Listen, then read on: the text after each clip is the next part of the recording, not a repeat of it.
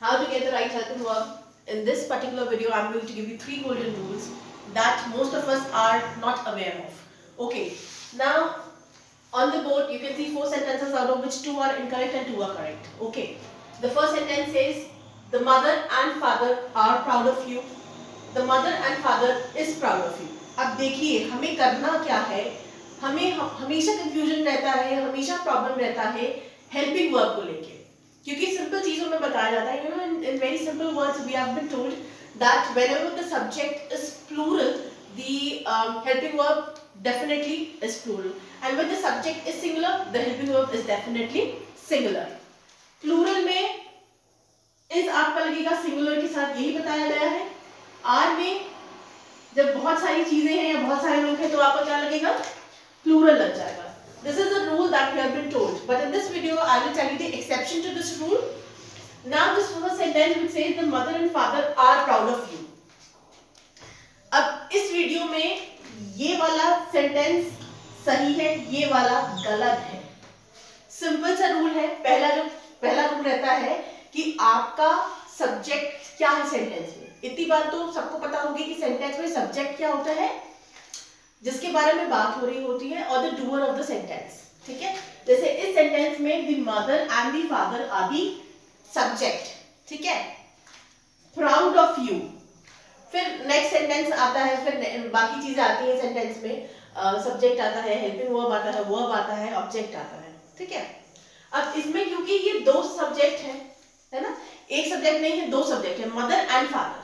So in such a sentence when there are 2 subjects in a sentence, we say that there are compound subjects. क्या बोलते हैं इसे, कि compound subject है. जैसे सेंटेंस में आपको एग्जांपल देके बताती हूँ. Rita and Mohan are practicing medicine in UK. Rahul and Neerav are best friends. Rajiv and Renu are going on a trek. अब इन सारे सेंटेंसेस में आपने देखा कि आपका सब्जेक्ट क्या है. एक तो एक से ज्यादा है, कंपाउंड सब्जेक्ट है. रीता एंड मोहन, 1 + 1 हो गया 2, इसलिए आपका हेल्पिंग वर्ब क्या लग गया, प्लूरल. ठीक है. राहुल एंड नीरव, अगेन 1 + 1 हो गया 2, इसलिए आपका हेल्पिंग वर्ब लग गया plural. Same is applied in sentence number 3. Rajeev and Renu, 1 + 1 हो गया 2, प्लूरल हो गया, इसलिए हेल्पिंग वर्ब लग गया आर. तो पहला गोल्डन रूल जो हम शुरुआत से लेकर अभी तक पढ़ते आ रहे हैं कि अगर सब्जेक्ट प्लूरल है तो वर्ब प्लूरल ही लगेगा. हेल्पिंग वर्ब की बात कर रही हूं मैं. ठीक है, तो भाई ये तो इन दोनों में तो आइडेंटिफाई करना इजी था. It was easy for us to identify that which sentences was right and which sentence was incorrect. Now moving to example number 2 which says your father or mother have come to see me.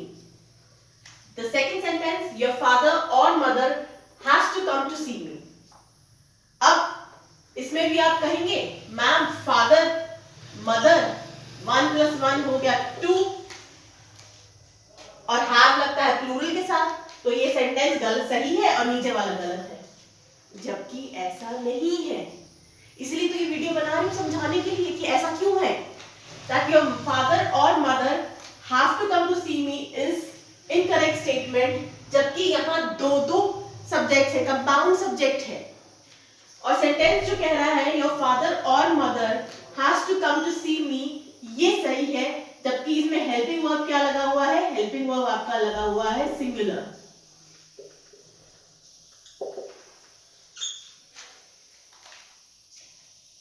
अब क्या grammar rule है, तो देखिए 3 rule मैंने बोले थे आपको, है ना. रूल नंबर 1 ये था, when there are 2 or plural subjects are joined by the conjunction and, then use helping verb has to be plural. जब सेंटेंस में दो सब्जेक्ट हैं और वो एक कंजंक्शन एंड के द्वारा जुड़े हुए हैं, तब आपका हेल्पिंग वर्ब प्लूरल आ जाएगा. Coming to golden rule number 2. If there are two subjects in a sentence but they are connected with or, either, neither, nor, then the helping verb has to be singular. Let me write it first and then I will explain it to you. If there is or, neither, nor, either in a sentence and there are compound subjects वही एक से ज्यादा, ठीक है, compound subject, तब helping verb क्या use होगा? Helping verb आपका सिंगुलर रहेगा. ये ग्रामर का रूल है. इसीलिए ये वाला सेंटेंस सही है, ये वाला सेंटेंस गलत है. क्यों? मैंने क्या बोला? सेंटेंस में और, नाइदर, नॉर, आइदर है तो हेल्पिंग वर्ब आपका सिंगुलर रहेगा. अब आ जाइए, your father or mother have to come to see me. अब सेंटेंस में दो कंपाउंड जो सब्जेक्ट थे, फादर और मदर, कर्ता, जिनके बारे में बात हो रही है, दो थे, लेकिन वो कनेक्टेड किससे थे? और से कनेक्टेड थे. तो गोल्डन रूल सेकंड मैंने क्या बताया था? अगर सेंटेंस में और, आइदर, नाइदर, नॉर है तो आपका सिंगुलर हो जाएगा हेल्पिंग वर्ब. जबकि यहाँ पे हैव आपका लगा हुआ है और हैव आपका लगता है प्लूरल के साथ, when the subject is plural. So this is the reason why the sentence number this one is incorrect. ठीक है, और ये वाला सही है. समझ में आया गोल्डन रूल? मैंने on the right side of the board I have brought certain examples also which I will explain once I give you the golden rule. ठीक है. Now coming to golden rule number 3. If in a sentence the subject happens to be the same person but the subject holds two positions at the same time, then in that case also the helping verb has to be singular. इसमें जैसे क्या कहने का मतलब है मेरा? Let me write it first and then I will explain it to you. Okay? Okay. If the subject holds two positions,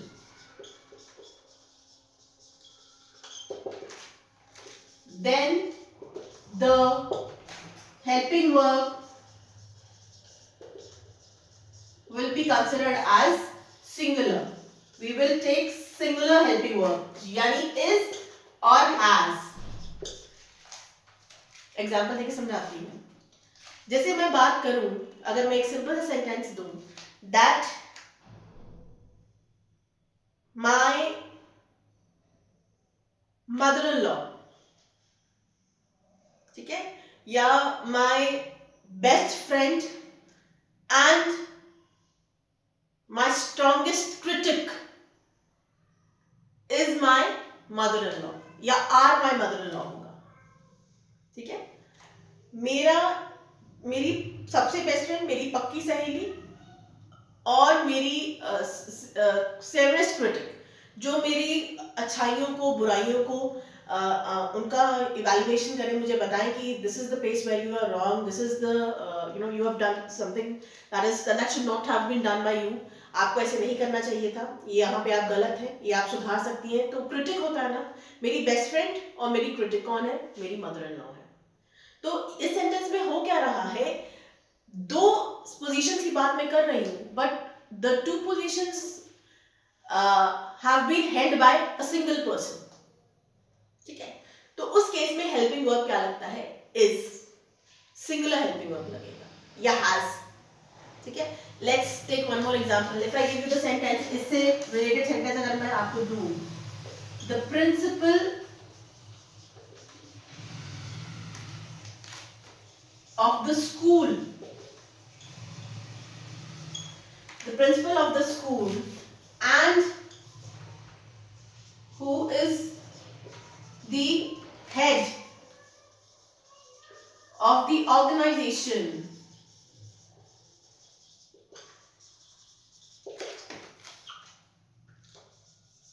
started to speak. अब इसमें बताइए हैज आएगा कि हैव आएगा? कि जो स्कूल का प्रिंसिपल है वो also happens to be the head of some organization, वो खड़े होके स्पीक मतलब लेक्चर देने जा रहे हैं, है ना, या कोई बात करने जा रहे हैं, तो यहाँ पे आएगा हैज. ठीक है, क्योंकि नो डाउट दो चीजों के बारे में बात हो रही है, पर लेकिन वो जो दो चीजें के बारे में बात हो रही है, सिंगल पर्सन है जो दोनों चीजें होल्ड कर रहा है. ठीक है, तो ये 3 गोल्डन रूल्स थे. अब इन 3 गोल्डन रूल्स पे मैं एक्सरसाइज लेके आई हूँ, which we will together be doing the exercise so that you get a clear idea of what I have been teaching you. Now, Claudia and her sister Dash already left. क्या बोला था golden rule? If there are compound subject in a sentence, then 1 plus 1 is equals to 2, and we have to use helping verb which should be plural. एक sentence में 2 लोग हैं, compound है subject, ठीक है, तो हेल्पिंग वर्ब प्लूरल लगेगा. अब इसमें क्लॉडिया एंड हर सिस्टर, एक क्लॉडिया है plus and her sister, 1 plus 1 is equals to 2, तो ऑटोमेटिकली प्लूरल हो जाएगा. Claudia and her sister dash already left, have already left, क्योंकि हैव प्लूरल के साथ लगता है ना, आई के साथ भी हैव लगता है, वो एक्सेप्शन रहता है. Moving to example number 2, either Claudia और Meena dash still here. Is आएगा कि आर आएगा? कमिंग टू रूल नंबर 2, है ना, if there is either or neither nor in a sentence, no matter even if the subject is compound subject, एक से ज्यादा subject है, ठीक है, लेकिन सेंटेंस में आइदर नाइदर नॉर लगा है, तो हेल्पिंग वर्ब क्या हो जाएगा? सिंगुलर यूज हो जाएगा. हाँ, तो either Claudia nor Meena dash still here is still here. ठीक है, आर नहीं आएगा. Sentence number 3, the brown pant और the blue pant dash the same price. जो ब्राउन पैंट है और जो ब्लू पैंट है, उन दोनों का प्राइस एक है, तो इज आएगा कि आर आएगा? Majority of us are going to write are ही लगाएंगे, क्योंकि उन्हें गोल्डन रूल पता ही नहीं है ग्रामर का, है ना. देखिए सेंटेंस में और आ गया ना, here 2 compound subjects are there, 2 compound subjects are there but they are connected with or. ठीक है, जो मैंने यहाँ पे आपको बताया था, इधर भी 2 लोग हैं, 2 सब्जेक्ट हैं, है ना, लेकिन और लग गया तो आपका हेल्पिंग वर्ब सिंगुलर हो गया. ऐसे ही यहाँ पे द ब्राउन पैंट और the blue pant dash the same price is the same price. Coming to sentence number 4, example number 4, the brown pant and the blue pant dash the same price. अब इसे बताइए is आएगा कि r आएगा? हाँ, अब इसमें brown pant एक हो गया कंपाउंड सब्जेक्ट, blue pant दूसरा हो गया, and both the subjects are connected with and. तो क्या बताया था? If there are 2 subjects or if there is a compound subject in a sentence but it happens to be connected with and conjunction, then the helping verb has to be plural. ठीक है, तो यहाँ पे automatically are आ जाएगा. देखिए बस थोड़ी सी देर की बात थी, ग्रामर रूल मैंने बता दिया, आपने छट से एक्सरसाइज कर ली, और आप जब बोलेंगे whenever you'll come across the situation कि आपको अगर आप एग्जाम दे रहे हैं, कॉम्पिटिटिव एग्जाम में बैठ रहे हैं, तो इस टाइप के क्वेश्चंस डेफिनेटली आते हैं. ठीक है, और अगर आपको गोल्डन रूल पता होगा तो फटाफट कर लेंगे. So that is why I say spoken along with spoken English, grammar rules are also equally important. You can't neglect them, you can't ignore them. ठीक है, जैसे we need 2 legs to work properly, right. If somebody says that only watching videos, watching content, online content, and ignoring the grammar rules will help you in in spoken English, then I don't agree with that person, because we need both the things. We need grammar also, and we need spoken English content also. Okay. So this was the video. I hope you liked the video. I thoroughly enjoyed teaching you. Do write it down in the comment section whether you liked it or not. Thank you for watching and being with me.